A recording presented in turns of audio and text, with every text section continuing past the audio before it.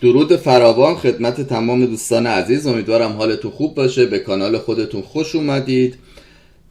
امروز میخوایم راجع به C2C صحبت کنیم. یه قابلیت جدید بهش اضافه کردم برای محدود کردن تعداد اتصال به یک کاربر ساخته شده که میتونید کاربرا رو محدود کنید که فایلش رو اینجا برای دانلود گذاشتم، میتونید دانلود کنید. الان ویدیوشو میسازم که توضیحات که حالا وجود داره، توضیحاتی که راجع به این فایل ها و اینکه چجوری کار میکنن. البته کار خیلی سختی نیست، فقط یه دونه دکمهش روش میزنید دیگه شروع میکنه خودش برای خودش کار کردن و شما نیاز نیست کاری بکنید. ولی خب از اونجایی که چند تا فایل دو تا فایل روی سرور شما دانلود میشه، یکی ساخته میشه یکی دانلود میشه، لازم دونستم که یک ویدیو از قبلش بسازم و توضیح بدم که چجوری قراره کار بکنه. اوکی، خب من یه دونه سرور ساختم. این سرور منه، یه 9 دقیقه هستش، داره برای خودش آفتاب مهتاب میگذرونه. فقط بچه ها یه چیزی رو لازم دونستم خدمت شما دوستان عزیز بگم. دوستان، من توی کشور آلمان زندگی میکنم. لهجه من، گویش من کلا متفاوت هست با چیزی که شما فکر میکنید. یعنی اگر یک کلمه رو به نوع دیگه ای میخونم، دلیل بر بیسوادی یا نمیدونم چه میدونم توهین به شما یا هر چیز دیگه ای نیستش. ما توی اینجا به جای پاوز میگیم پاوزه، ما به جای وی پی ان میگیم فا پی ان، به جای دی وی دی میگیم دفادی، به جای کابلای وی جی ای ما میگیم فاگه آ، یا و خیلی چیزهای دیگه. به جای آی پی میگیم ای پی و خیلی چیزهای دیگه. پس یه پیشنهادی میکنم، به جای اینکه آدمای مخربی باشیم بخوایم به شخصیت این و اون توهین کنیم، بهتره اینکه اینو تو ذهنمون داشته باشیم یکی داره با یک گویش، با یک لهجه دیگه صحبت میکنه و تلاشش رو میکنه به زبون ما صحبت کنه که حالا یه چیزی رو به ما یاد بده یا ما رو از یه چیزی آگاه کنه. حالا تشکر نمیخواید بکنید نکنید، حداقل فحش ندید. و اینو یادتون باشه یکی که داره با یه گویش دیگه صحبت میکنه مطمئنا یه زبون از شما بیشتر بلده. و اینکه دوستان خیلی خوشحال میشم اونایی که حالا مثلا پایتون بلدن، لینوکسشون خیلی بهتر از منه، کمک کنن این برنامه رو بتونیم توسعه بدیم و خیلی بهترش کنیم. البته یکی از دوستان به نام اگه اشتباه نکنم علی رضا باید باشه، یادم نمیاد، حالا میرم چک میکنم، که بود خیلی کمک کرده بود، خیلی بکنم علی رضا درسته، که خیلی کمک کردن، خیلی چیزای نکات مثبتی رو اشاره کردن که من به برنامه اضافه کردم. دستشون درد نکنه، خیلی ممنونم ازشون. و شما هم میتونید همین کار رو بکنید. اگر چیزی میبینید جایی مشکل داره، کد اینجا براتون هست، همه چی اینجا هست، خودتون میتونید بخونید، ریش و قیچی دست خودتونه. و اگر باگی میبینید، کاریو که سر پنل ایکس پنل بود فکر کنم، کاری که حالا خیلی از دوستان به اصطلاح مهندس مثلا سر پنل ایکس پنل در آوردن، سر ما در نیارید. اگه میبینید جای ایراد داره، من اگه شخص خودم مثلا بر فرض مثال میدونستم مثلا توی ایکس پنل فلان مشکل هستش، میرفتم به خود شخص میگفتم فلان آقای مثلا فلانی، فلان قسمت پنلت مورد داره، یک مشکل امنیتی داره، بلدی حلش کنی، این حلش کن، بلد نیستی این راهشه، بلدم نیستم، بیا با هم بریم بگردیم یه راه پیدا کنیم. به جای اینکه بشینیم تخریب کنیم، نمیدونم زامبیه های نمیدونم فلانی اومد ریختن فلان جا و حالا تئاترایی بازی کنیم و مهندس بازیایی در بیاریم بگیم نگاه کن من به دیتابیس دسترسی پیدا کردم. اون دیتابیس کلا 2 تا نام یوزر هست و کوفت و زهرمار، یه 4 تا شماره فیک، شماره تلفن فیک و یوزر چه میدونم ایمیل فیک هم داخلشه. یعنی منی که مثلا من اگه پنل داشته باشم، من نمیام چه میدونم شماره تلفن واقعی کاربرمو بذارم توش و اینجور چیزا. یعنی به جای این مسخره بازیایی که بیایم از همدیگه ایراد بگیریم، بهتر کمک دست باشیم. خیلی ادعای مهندسی دارن و خیلی ادعای چیز دارن. من حتی توی کانال تلگرامی هم گفتم انقدر به من نگ مهندس، من یه حس بدی پیدا میکنم. اسم من آرشه، اما آرش صدا کنید من خیلی بیشتر باهاتون حال میکنم. دست همتون هم میبوسم. خب چقدر چیز کردم، اینو پیر زنا نشستم براتون قرقر کردم. خب بچه بریم ادامه بدیم. ما یه دونه سرور داریم. خب بذارید اول یه توضیح بدم. نکنید ما توی پنل قبلی وقتی می اومدیم یک یوزری رو می ساختیم، خب بذار ببینم create یوزر اون کجاست، added یوزر. خب می اومد مثلا این سوالا رو از شما میپرسید، بعد اینکه سوالا رو میپرسید تا این قسمت برنامه براتون می اومد که مثلا همش هم با دستورات لینوکسی انجام میداد و همه چی اوکی بود. بعد به خاطر اینکه من بتونم محدودیت برای تعداد کانکشن بذارم، شما الان تمام پنل‌ها رو نگاه کنید، حالا از چه میدونم XMPlus، V2Board یا هر چیز دیگه‌ای که بخواید نگاه کنید، یک فایل دیتابیسی دارن و از طریق اون میتونن یک محدودیتی رو اعمال کنن. یعنی با خود دستورات لینوکسی شما میتونید محدودیتی رو اعمال کنید، ولی نه برای یوزری که نو لاگین هستش و یعنی اجازه لاگین شدن به چیز رو نداره، به ترمینال یا همون کنسول یا هر چی که اسمشو بخوایم بذاریم و نداره. برای اون یوزری که این قابلیت رو نداره گذاشتن محدودیت سخته، چون که اصلا شناخته نمیشه. یعنی جلسه‌ای که براشون اونجا باز میشه خیلی سخت قابل رؤیت هستش. ما خیلی از دستورها رو امتحان میکنیم، ببینیم چند تا کانکشن بسته، میبینیم کار نمیکنه و رو بعضی از کانکشن ها فقط یعنی با بعضی از دستورها نمایش داده میشه. اوکی، خب این چیزی که براتون هستش، وقتی که یوزر رو میسازید میاد یه دونه فایل درست میکنه در این مسیر و این فایل که با پسوند CSV هستش داخلش دو تا چیز هستش، یه دونه یوزرنیم، یه دونه مکس کانکشن. حالا میریم موقعی که درست بشه بهتون نمایش میدم. اینو میسازه، یوزراتون اسمشون اونجا قرار میگیره. بعدم یه دونه دکمه داره، دکمه، خب یه دونه دکمه داره به نام Active User Limit که وقتی روش میزنید این اسکریپت رو از روی گیتاب من دانلود میکنه. این اسکریپت 7 دقیقه پیش هم گذاشتیم که از طریق این اسکریپت میره نام یوزر و مکس کانکشنی که براش تعریف کردیم، یعنی مقدار ماکسیموم اتصالی که برای یک کاربر ما تعریف کردیم و میخونه و میگه اگر تعداد کانکشن، یعنی با این دستور میاد تعداد کانکشن رو کنترل میکنه، اگر بیشتر از اون چیزی که بود میاد کاربر رو چیکار میکنه؟ محدود میکنه. حالا بر فرض مثال من میخوام این تنظیمات رو یه مقدار، مثلا من الان گذاشتم 5 دقیقه کاربر رو بلاک کنه و اسکریپتم هر 30 ثانیه بیاد چک کنه ببینه چه خبره. ببینید یعنی این اسکریپت به طور مادارالعمر داره حرکت میکنه، کار میکنه، از حرکت نمی ایسته و هر 30 ثانیه یک بار میاد تست میکنه. یکی میگه آقا من یه سرور خیلی در پیت دارم کار نمیکنه، مثلا 30 ثانیه خیلی بهش فشار میاد، بذار رو 1 دقیقه، پس اینو میاری میذاری میکنی 60. حالا چه جوری میریم جلوتر بهت توضیح میدم. خب بذارید اول اصلا من وارد سرور بشم. این از این زیادم نمیخوام ویدیو طولانی زیادم نمیخوام ویدیو طولانی بشه، میخوام سریع جمعش کنم. خب میرم توی مسیر ور لاک، چون که همه فایل ها قراره، فایلایی که میسازیم قراره اینجا بیاد. خب برنامه رو اجرا میکنم. خب من میتونم اصلا اونجا رو اجرا کنم، ولی خب بذار جلوی چش خودتون دانلود کنم. خب این نسخه هستش، آخرین نسخه که اضافه شده. من اینو دانلود میکنم، دانلود، بازش میکنم،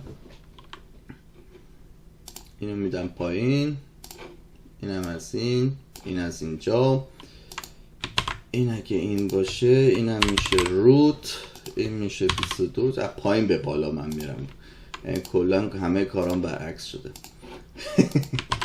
خب روی دکمه کانکت میزنم و اینجا میگه خب شما به سرور متصل شدید. میزان رممو داره نشون میده، آی پی مو داره نشون میده، آی پی 6 داشته باشم اینجا نشون میده، سی پی یو هم که حالا هر چقدر درگیر باشه اینجا به من نمایش میده.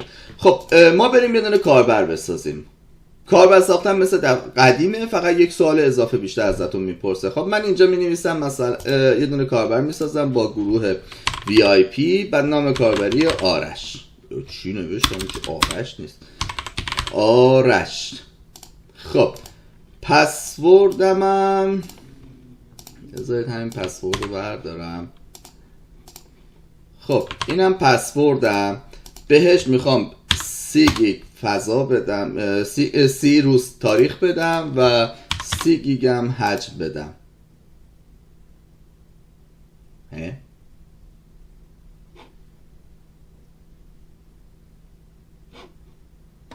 این که نسخه 25، ببخشید بچه، این نسخه 25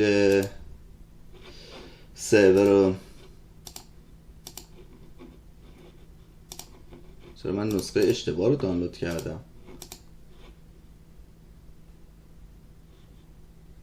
این ورژن 25 یا 26؟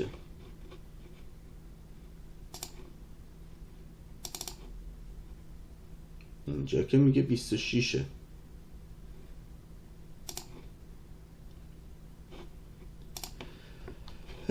بچه بذار بریم یه چک کنیم ببینیم چه خبره اینجا.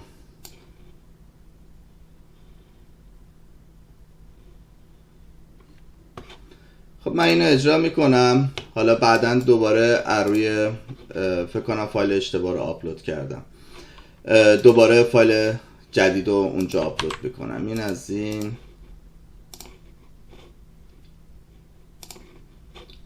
بله گوشی، این از این 22 روت، امیدوارم سرور هنوز بالا نیامده. ثبت میکنیم تا بالا بیاد. این پیغامی که میگه اطلاعات غلطه، ولی خب من چون که سرور رو ریبیلد کردم به مقدار طول میکشه بالا بیاد. ثبت میکنم تا بالا بیاد. چه سوتی دادم.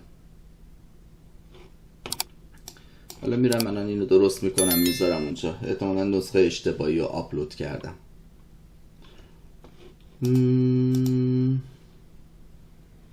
اینجا میگه درسته، حالا مشکل نداره. خب کانکت سرور میزنیم. خب به سرور وصل شدیم، بریم یه دونه یوزر بسازیم مثل همون دفعه قبلی. VIP آرش، پسوردمونم که خواستیم همین بذاریم.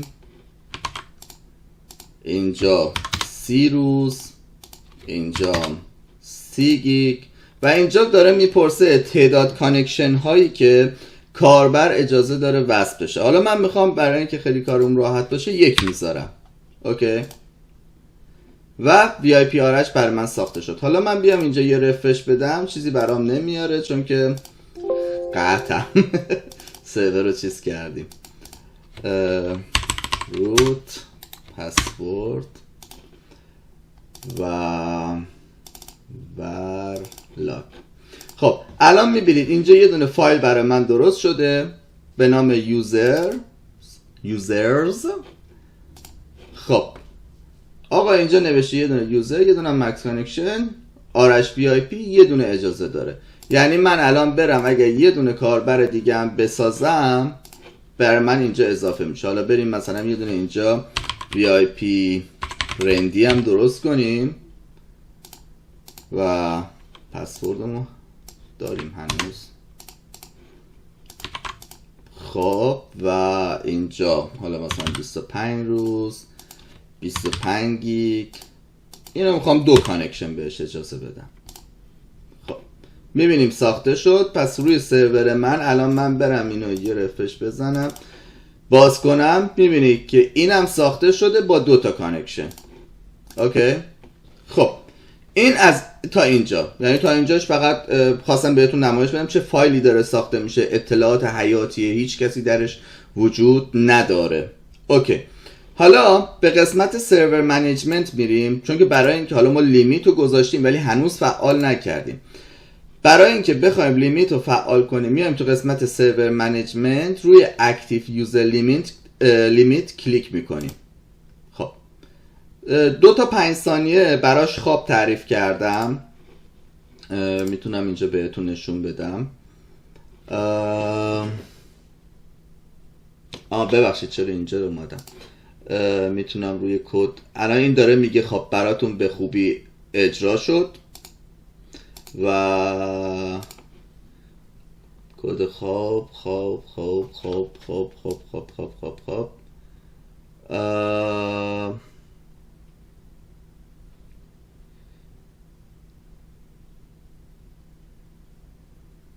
بلاک دامین. آره یه دونه 5 ثانیه اینجا گذاشتم که این اسکریپت رو دانلود کنه، تا حالا دانلود میکنه کاری انجام نده، بعدش که بیاد این کارا رو انجام بده، بعدم این دستور رو اجرا کنه. 5 ثانیه هم اینجا گذاشتم، یعنی یه چیزی 10 ثانیه شما وقت لازم داره که این کار رو انجام بشه. اوکی الان میگه فلان چیز داره اجرا میشه، یوزر لیمیت داره اجرا میشه. خب الان اینجا من اینو یه رفرش کنم، شما میبینید یه دونه فایل یوزر لیمیت اینجا برای من داره اجرا میشه. اوکی شما الان چیزی توی کنسولتون نمیبینید و اینجا هم نمیبینید چه خبره، ولی به خاطر اینکه بهتون نمایش بدم که داره چی کار میکنه و چه چیزی داره اجرا میشه، شما حتی میتونید بیاید تو کد دقیقا این دستور رو بردارید، یا حتی اگه میخواید خیلی دقیق تر ببینید همه چیزا، این قسمت دستور رو بردارید. خب بیارید روی سرورتون بذارید، البته آره بیارید روی سرورتون بذارید، بهتون نمایش میده که داره چه اتفاقاتی میفته. خب همینجوری که دارید میبینید ما روی چند ثانیه تنظیم کرده بودیم، روی هر 30 ثانیه تنظیم کردیم، یعنی هر 30 ثانیه اسکریپت میاد تست میکنه یوزرها رو و تعدادشون رو. خب یه 30 ثانیه صبر میکنیم ببینیم چه خبره. الان داره میگه مثلا یه دونه کانکشن هستش، یعنی یکی از یوزرها هستش که 0 مقداری هم که بهش داده شده مکس کانکت، یعنی این کدومه؟ این همون یوزر اول ماه که مقدارش رو این تعریف شده. اوکی الان میبینید دوباره یکی دیگه اومد خوندش، یعنی 30 ثانیه گذشت دوباره اومد یوزرامونو داره چک میکنه. الان میگه و یوزر بعدی رو داره میگه کانکشنش هیچ چی بهش وصل نشده، یعنی هیچ کس بهش وصل نشده و اجازه داره یه نفر بهش وصل بشه. یوزر بعدی هیچ کس بهش وصل نشده، دو تا اجازه داره وصل بشه. حالا بذارید من به آرش وصل بشم از طریق موبایلم. بذارید من برنامه رو بیارم بالا، اینجا آی پی رو بزنم، خواهم یه دونه کانکشن با آرش وصل کنم. ببینم آی پی مون چیه؟ 195 195 نقطه 85 نقطه 115 نقطه 27. سیف میکنم. خب از صدایی هم که داره میاد نشون میده که وصل شدم. خب الان توی چیز بعدی که انجام میده اینجا باید کانکشنی که برای آرش هست و 1 نشون بده، یعنی 1 از 1 باید بشه. ثبت میکنم اون 30 ثانیه دوباره بگذره و حتی اگر من توی نکنید الان میگه این کاربر یه دونه اتصال برقرار کرده و یه دونه هم مجاز بوده و اگر 2 تا بشه میاد اینو بلاک میکنه. الان یه کاری میکنم که بلاک هم کنه، ببینید چه جوری بلاک میکنه. حتی اگر شما بیاید توی برنامه توی قسمت یوزر منیجمنت اینجا میگیم VIP ها رو نشون بده، اینجا هم داره بهتون میگی که فلانی یه دونه یوزر آنلاینه، این هیچ یوزری بهش وصل نیستش. خب حالا بذارید من یه گوشی موبایل دیگه وردارم، میخوام به همین آرش یه اتصال دیگه هم برقرار کنم. خب این از این آی پی رو لازم دارم، 195 185 115 27. سیف میکنم و خب الان اجازه این اتصال برای من بسته شده، نمیذاره، یعنی من هر چی روش میزنم که وصل شه اتصال منو رد میشه یه جوری، یعنی قبولم نمیکنه. اگه الان ببینید بذارید توی چیز بعدی 30 ثانیه بعدی اینو خودتون تعدادش رو میتونید چک کنید. الان میبینید میگه کانکشن این 2 تا بهش وصلن که قرار بوده یه دونه باشه. آرش VIP بلاک برای 5 دقیقه، یعنی من الان هر چی روی این میزنم این وصل نمیشه.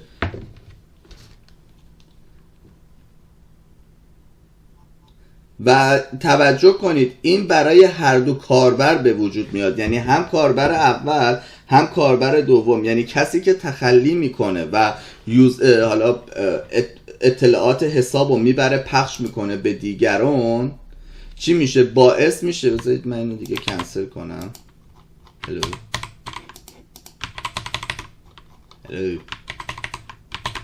قاطی کرد.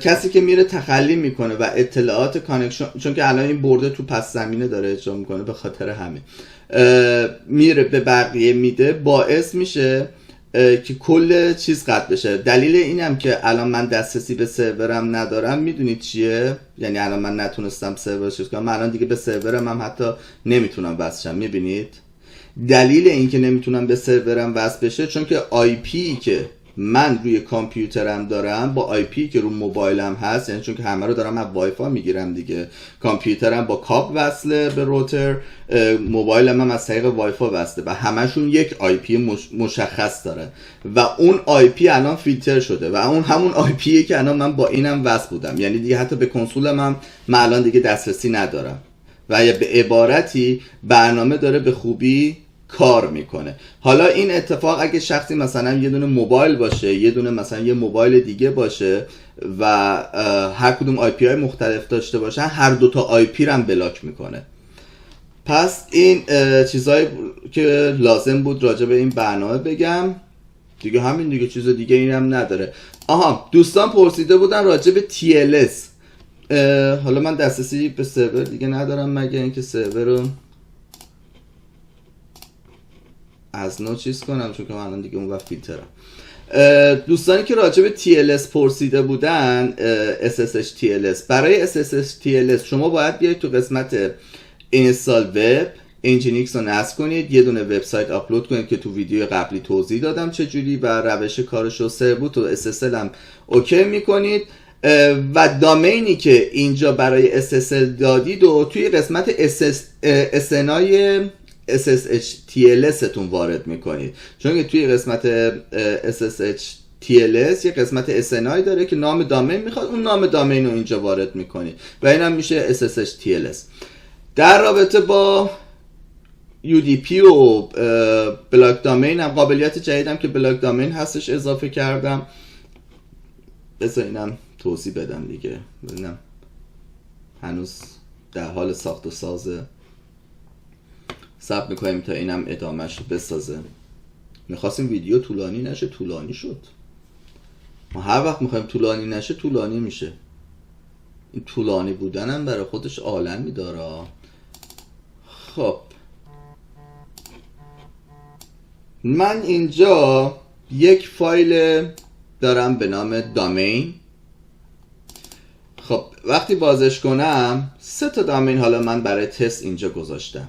اوکی، حالا خود بعد اون موقع موبایلم هم بیارم رو تصویر خیلی وقت میگیره، نمیرسم، فقط توضیح میدم. خب من الان وصل شدم.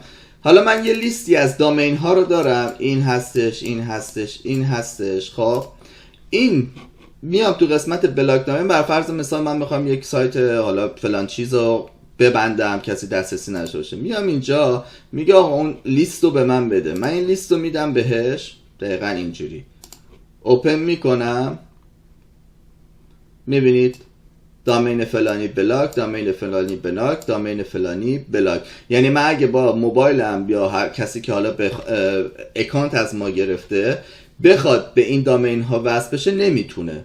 شما میتونید مثلا تست اسپیت رو بذارید که کسی نره تست اسپیت هی بگیره فشار به سرورتون بیاد و الی آخر. خب دیگه فکر نمی کنم توضیح مونده باشه که بخوام بدم. قبل از اینکه از این برنامه استفاده کنید لطفاً سرورتون رو آپدیت کنید. من خیلی از سرورها رو دیدم که اصلا خیلی برنامه‌های ابتدایی یا خیلی اصلا آپدیت نیستش، یعنی الکی یه دونه سرور همونجوری سنبک کردن دادن دست خلق الله. خلاصه خلق الله بعد دیگه خلاصه این دیگه، شاد سربلند باشید به امید آزادی. خیلی خوشحال میشم در قسمت لیمیت یوزر حتما تست کنید، اگر مشکلاتی چیزی وجود داره اطلاع بدید که بتونم بررسی کنم. و شما هیچ کدوم از این کارهایی که حالا من اومدم اینجا کد از اینجا اجرا کردم و نیاز نیست انجام بدید، شما فقط رو همین دکمه بزنید تمومه. من فقط خواستم همه چیز رو جلو چشم خودتون ببینید به چه صورت برنامه داره کار میکنه و نمایش بدم که بر فرض مثال شما اگر میخواید ثانیه‌ای که حالا مثلا داره تست میکنه رو چیز میکنه، اگه شما میخواید مثلا هر 15 ثانیه تست کنه، اینجا فقط بیا بزن 15 ثانیه. اگه میخوای 5 دقیقه بیشتر لیمیت بشه، 15 دقیقه لیمیت بشه، یا اینجا فقط بذار 15 نه بیشتر. حالا میتونم در آینده این قابلیت هم بذارم که موقعی که برنامه رو اجرا کردید همینجا ازتون بپرسه خب چند دقیقه، چقدر، چند ثانیه یک بار تست بشه و الی آخر. خب شاد و سربلند باشید، به امید آزادی و همین.